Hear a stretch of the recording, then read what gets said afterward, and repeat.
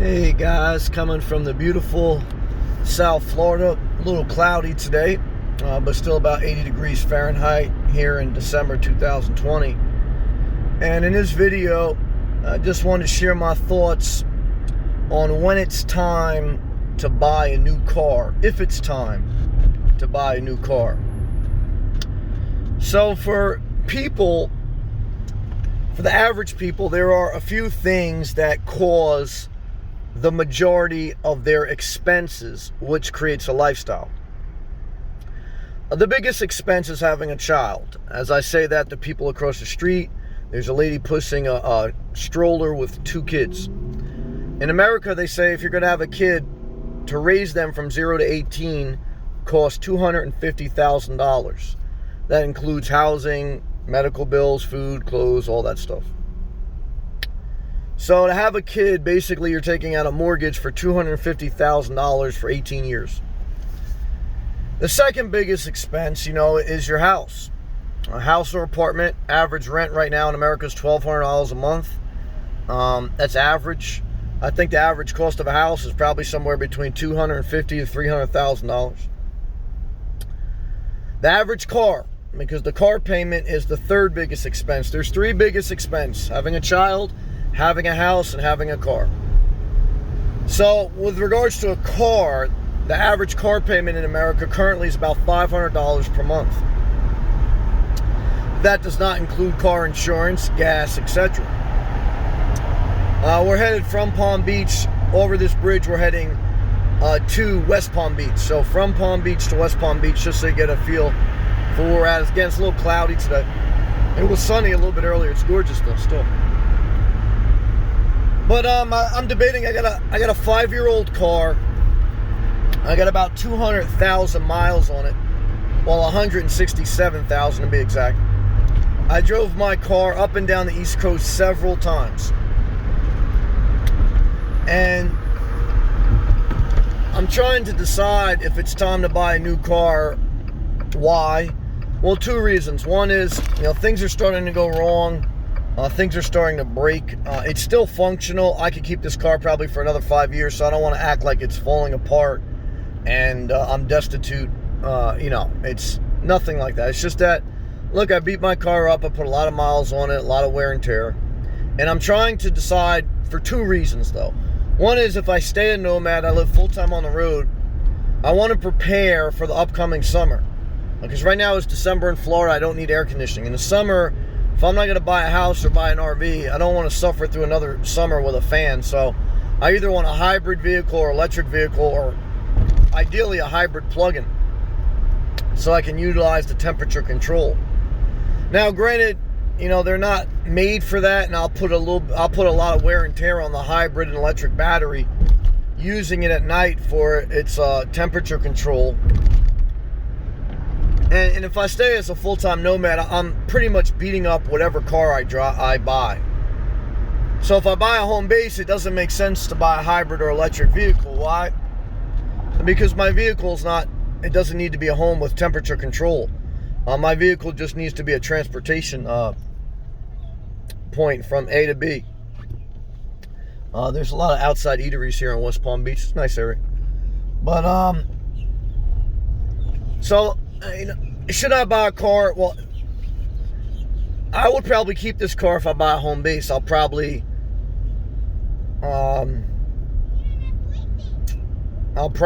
get rid of this car by the summer of 2021 if I don't have a home base. So that determines a big thing, and also the type of car. If I don't get a home base, I'm getting a hybrid or electric. If I do get a home base, I'm just going to get a regular gasoline car. Why? Because, again, I just need a cheap car like a Kia Soul or a Chevy Spark. I don't need a car to have, hybrid features. Just doesn't make sense for what I need it for. So that's a little bit of a dilemma. Do I want to spend, a gasoline car, the cheapest one, a Spark or a Kia Soul, $15,000 to $20,000 before negotiation? A hybrid, around $25,000. A hybrid plug-in, around $35,000 to $40,000. So these are the average ranges. Again, average if people finance a car, the average payment is $500 a month. Would my current car get anything on a trade-in value? It'd probably get anywhere between $4 to $8 grand in the condition and the miles it has on it. I don't know. I like being debt-free. I like not spending money. I like being cheap. I ain't gonna lie about that. I do like, though, to add some comfort to my life at this point. I do want to enjoy the fruits of my labor a little bit.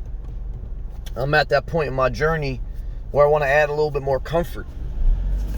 I just want to figure out how much and how much. It's all a matter of money allocation. Do I want to allocate more money to a home base and less to a car, or more to a car and don't worry about a home base? That's my question. So when you ask yourself, is it time to buy a car? The greater question is, what's your financial circumstance and what do you want to allocate money towards? I mean, obviously, if you have no car, your car totally broke down, yeah, you got to get a car. So yeah, then it's time to get a car if my car isn't broke down. I mean, there's a couple of things wrong with it, but it's nothing to do with getting me from A to B. So, is it time to get a car? And then what type of car to get is a question. How much to spend is a question. What do you really need it for? What's your lifestyle is a question. Do you have 5 kids? Do you have no kids? Do you have a dog? Do you have no dog? What's your future plans? Even when you have the money, you want to ask yourself these questions. Why? Because you want to be a good steward of your money. You don't want to be like 80% of society where they spend most of their money on their children, their house, and their car. Again, if you're going to have children, spoil them. Again, you make money, you spend it on your house, your car, spend it on whatever you want. It's your money. I'm just talking this out for me. I'm trying to kind of like beat the system per se, while in a legal way. I'm trying to, I want to live free, man, as much as possible. But I said to myself, what's the point of living free if you're not having a level of quality of life? Do I feel like I have negative quality of life? No.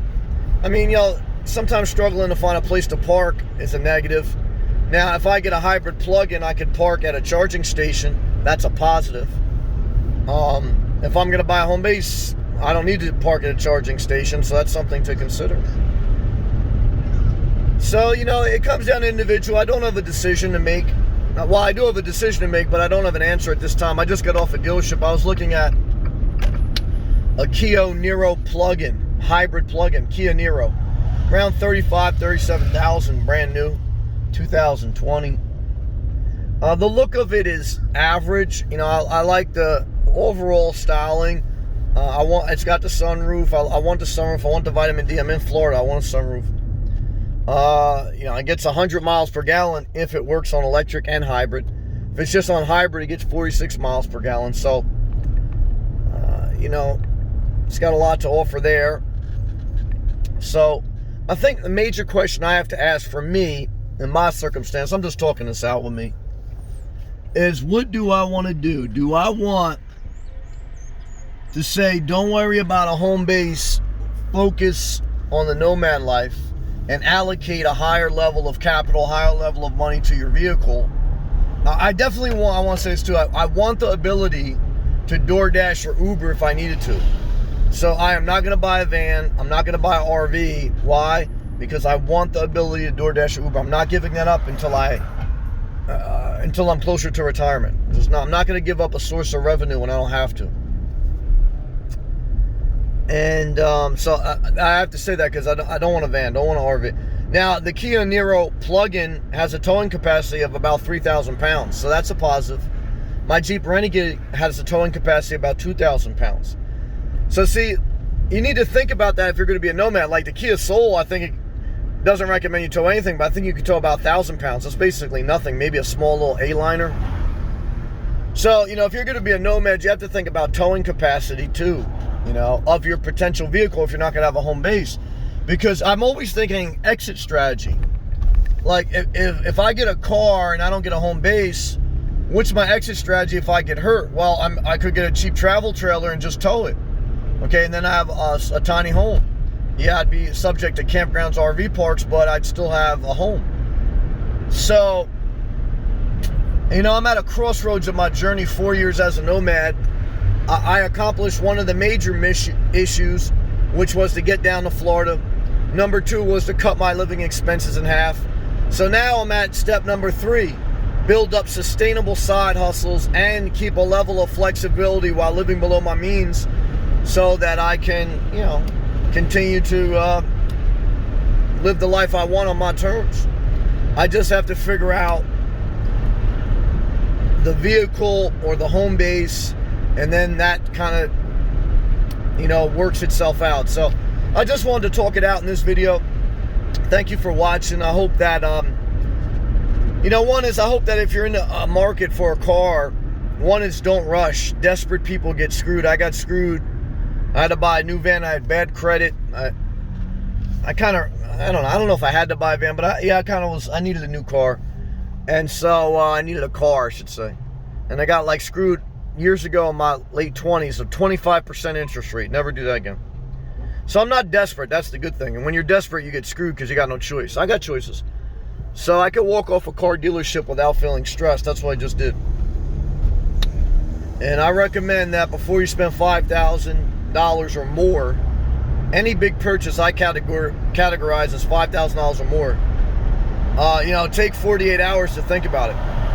Why? That's a big decision. You got to be intentional, not emotional. And those are my thoughts. Hope my videos help you in some way.